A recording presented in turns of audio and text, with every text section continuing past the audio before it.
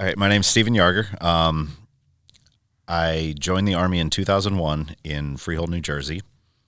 Spent a little bit of time traveling the world, and I got out in 2015 and moved up to Columbus, Ohio. And I've been here since, working with the VA, kind of transferring some of the skills and lessons that I've learned over the course of the 15 years in the Army to help with veteran transition affairs and the arts program, things of that nature.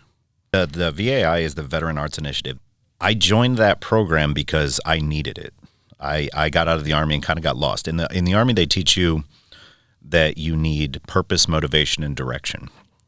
And that's a very important topic for anyone's life. But in the military, that was something that we had to have. That's what you lived for. And once you get out, you don't have that anymore.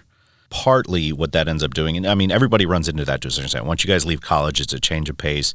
You know, you have missions here, you have a purpose here, you have direction.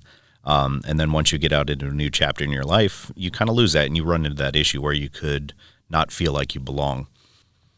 I have always considered myself creative. I never considered myself an artist. Now, what happened was once I got out and I started participating in these programs, Heather convinced me that I was an artist. Like, all my life, I've drawn, painted, I've played guitar, I've done all kinds of music and all kinds of fun stuff. Creative and artist were two different things in my mind until a few years ago. I said my mother was an artist and my dad was a genius, so that my only calling in life is mad scientist.